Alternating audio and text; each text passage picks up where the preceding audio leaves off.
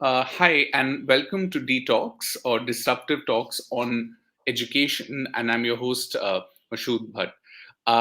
Today, we would like to bring on our forum someone who has been a true inspiration for children, especially girls, from around the world. She is a very multifaceted person and has been truly disruptive in her whole approach to education, and has also been a role model for people in her country, especially for girls.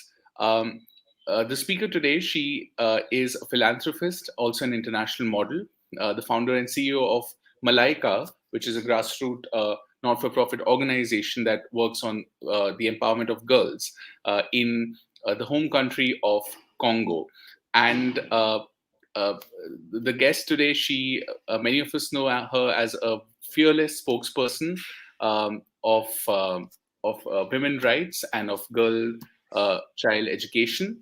And she has also spoken at several uh, leading platforms in the world, including the universities of Oxford, Cambridge, Harvard, and MIT as well. And she's also been named one of BBC's 100 most influential and inspirational women of the year as well.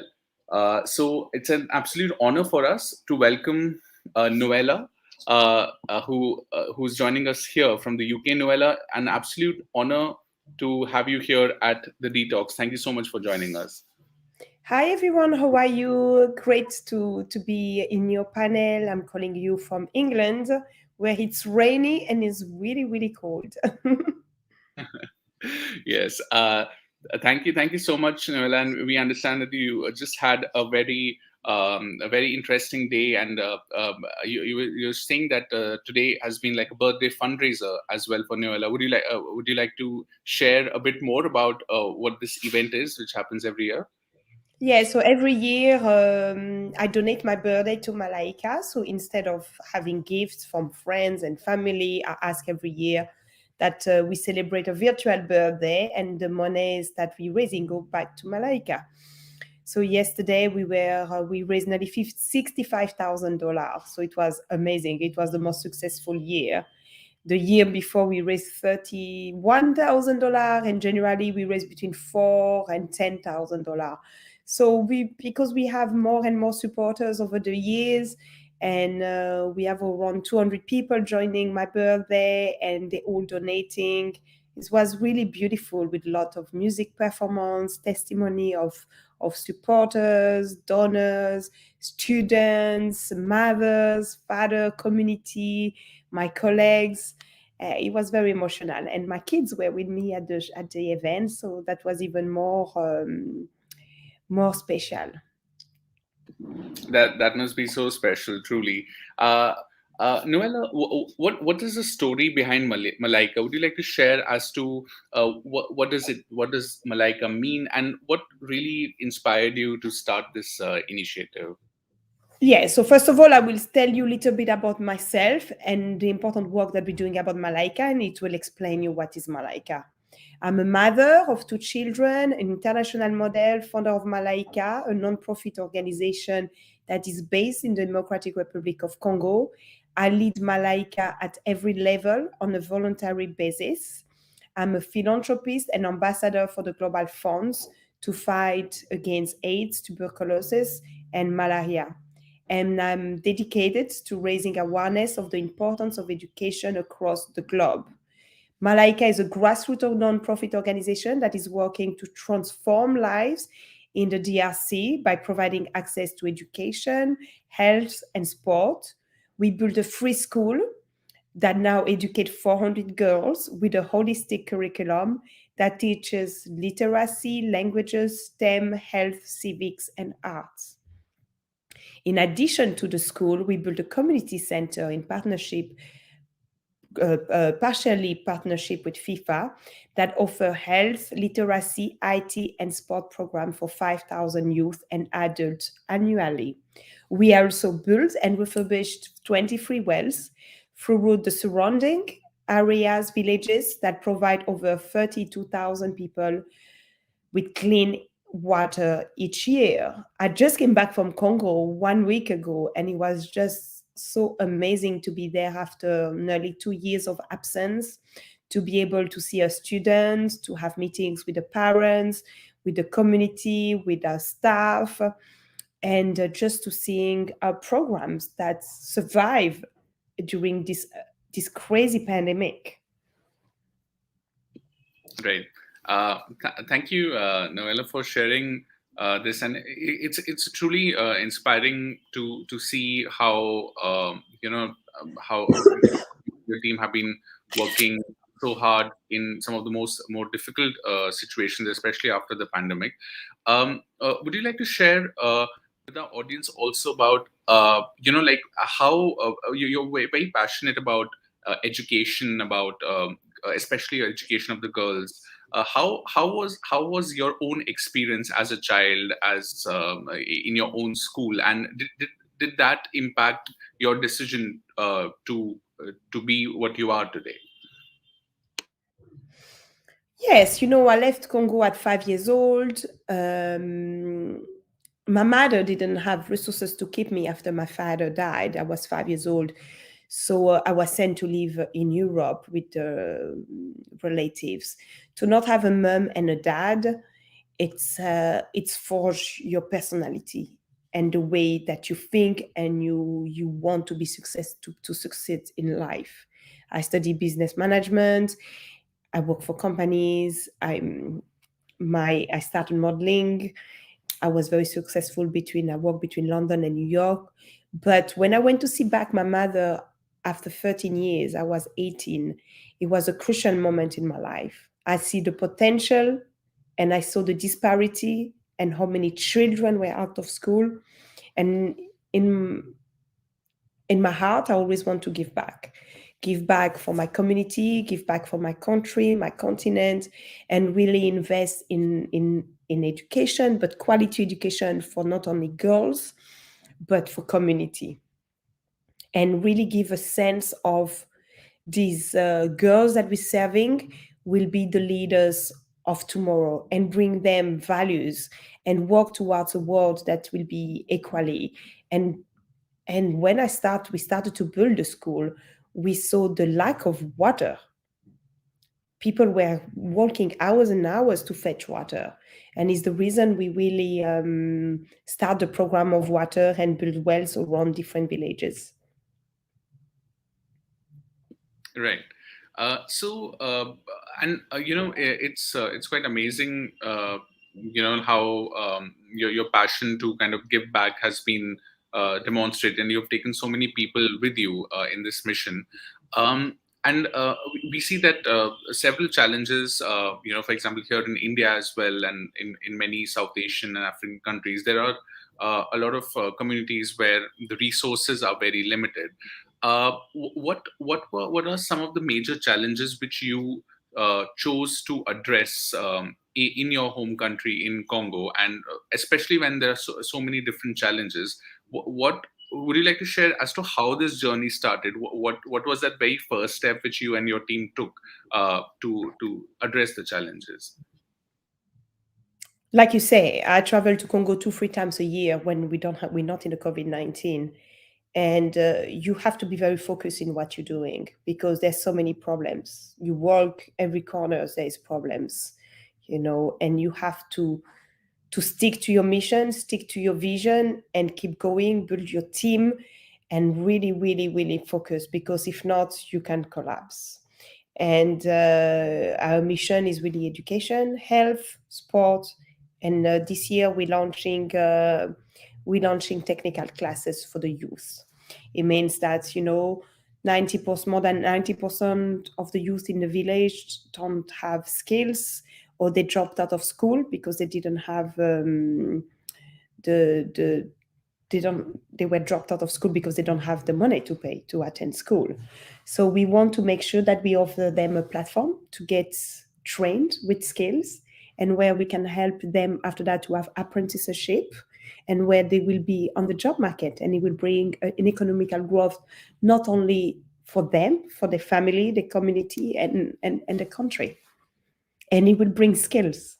When you want to look for a carpenter or a mechanician or electrician, it's so hard to find good ones. And that's what we want to train. Right.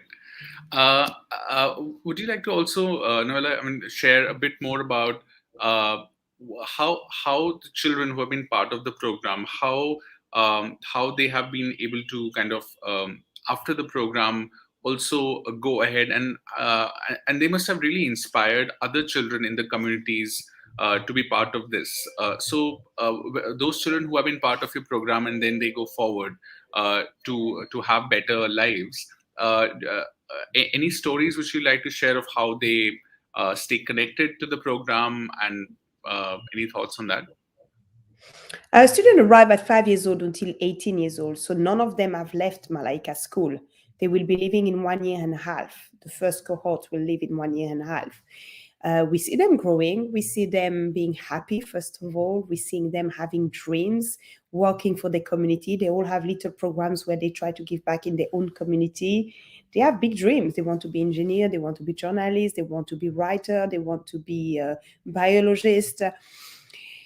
At our community center, we saw a lot of youth and adults coming to learn to read, write, literacy, numeracy, digital skills, entrepreneurship, sewing, and we saw some of them opening their own business or finding jobs in towns. So we're seeing them having the confidence. It's not because they are marginalized or living in a village that was underserved, but we're seeing them growing with confidence and going for jobs.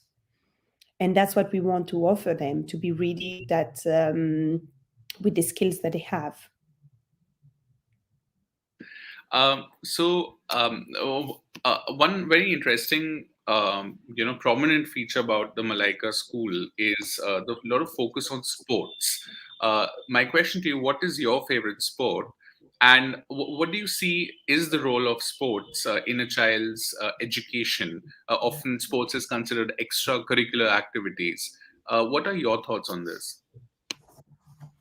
So yes, sport is a huge part. First of all, you go anywhere in the Congo, I guess in India, you will see kids playing with a ball, playing with old tiles, and engaging in sport is not only beneficial in the way I think it promotes healthy bodies and minds. It also, draw people together to do fun activities and give them an opportunity for organization to really educate on topics such as social cohesion, equality, health, peace. People's lives are challenging, and to offer them education along with a fun and physical activity is really motivational and positive. Football at our community center, we built partially with FIFA, like I was telling you, is a great integrator. In the early days of our program, the boys could not play with the girls as they felt that the girls slowed down the game. But after being educated through playing football and learning about equality, this discrimination doesn't really exist anymore. Through the balls, through the sport, we distributed over 14,000 malaria nets in different parts of villages. We're offering malaria net and football balls. We're seeing mothers playing for the first time football at the center, and it just brings so much joy. Yes, that's that's truly wonderful, and how sports has been integrated into the education system to not just while of course physical and mental health, but also to teach values of equality and resilience. Exactly, keep your values. Yes. And values is what is very, very important. Yes, and thanks for sharing your thoughts on this, Noëlla. You also talked about that there are community-driven models, and that's something which is at the very core of Malaika.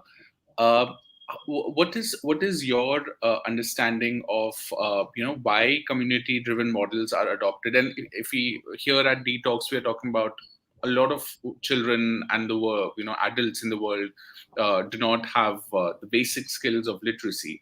So, in that sense, what do you feel is the role of community members in helping enhance literacy amongst adults, for example? And do you feel that school children, could play a role in being, say, literacy volunteers? Of course, I see some of the children that learning at Malaika going into the home or the community, and they're teaching younger to start to read, write, etc. So it's really what do you call that? Inter generation learning. The Malaika model is a community-driven ecosystem that can be duplicated in any context. And we want to see many more Malaikas created globally to empower more communities through education and health programs. The model is the empowerment of the community through a school, community center, wealth, agriculture, and health initiative. A community-driven approach is so important because it's sustainable. It addresses the needs of the people that are preventing them and the children from accessing to education. We are not looking to give a short-term handout. We are equipping people to be their own change makers. It's not enough to offer people a chance to learn, to read when they can't access clean water or they don't have the vocational skills to get work. We are seeing some of them starting businesses and earning an income through the skill they've learned at our center. We have agriculture, and this provides the skill for the community to generate food stability. These are sustainable and long-term solutions that we help the people to help themselves, and they have so much potential and determination. And we won actually this year the World Literacy Award. That was really, really amazing. We do a big increase in the enrollment of the beneficiary into literacy and digital skills. Yes, absolutely, and it's truly amazing achievement to have won this World Literacy Prize as well, and in the context of COVID, if you see, how do you like how was Malaika able to kind of adapt to the COVID? What do you feel initially? What has your assessment been of how COVID has impacted education and literacy programs? And how did Malaika, adapt itself to continue the process of education during COVID? Your thoughts? COVID, was a real blow to the community in the DRC and I think in the world and to other developing nations. We had to close the school center during the lockdown, staff deliver learning to the girls in different points in villages and continue their education at this time. They don't have electricity. We work in a village where there's no water, no electricity. So there's no electricity in the home of the students. They cannot have a laptop to study. The community really suffered as food price went up and many lost their jobs. To help meet the need, we fundraised and distributed food and other staples items such as soap to more than 10,000 people during the lockdown. Students used 3D printer to create nearly 1,500 face shields that we distributed to nurses and doctors in local hospitals.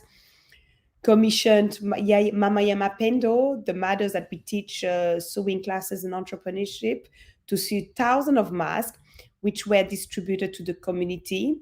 We also educated the community about hand washing and other best practice for hygiene and sanitation. And our wells were really at full usage every day. We sadly lost 3 students, Leia, Esther, and Annie, and little Noëlla, due to preventable illness when the school was closed. And we lost nearly 50% of our donations. So I was very worried to be able to keep all the staff. And we were able to keep all the staff and we were able to keep strengthening our programs. So it's a pure blessing, and thanks to our volunteers, thanks to all our staff all over the world and our donors. Yeah, it's truly amazing to learn about this. What would be the next milestone for Malaika? Where does the organization go from here in in the next 5-10 years? I hope we survive for the next 10 years. So the next 5 years, first of all, next year is the big 15 years of Malaika. Never in my life I thought Malaika will be 15 years and we will be able to impact thousands of lives every day and really transforming communities. Malaika, we're gonna share a model worldwide. Hope organization, NGO, government can duplicate the model. We're gonna launch in January our technical classes. So, and in 1.5 years, we have the first cohort of Malaika students. So I think there's a few things to be celebrated and a few things to be proud of it. And Noëlla, in conclusion, I would also like to ask you, like you mentioned that the Malaika model is something which you would like other places, other organizations, maybe governments also to replicate in different parts of the world. If someone wants to take this model and replicate this model, what are maybe 3 things that they need to consider before they come up to you and say that, hey, I want to take this in my community or in my country? They really need well to establish their mission, which country they want to work, and which community, and which program. Is it the school? Is it the water sanitation? Is the community center? Is the technical classes? Or is the sport? And to have a strategy how to fundraise, because it's not easy to fundraise. It's really not easy. And our model will really explain the step how to build, integrate, and really work with the community. The success of Malaika, we're serving the community, but is really driven by the community and for the community. Right. Thank you so much, Noëlla, for your thoughts. I mean, it's been truly wonderful listening to this amazing journey of Malaika and how, despite challenges, you've led it from the very front and really helped transform the community and the lives of so many children and community members as a whole.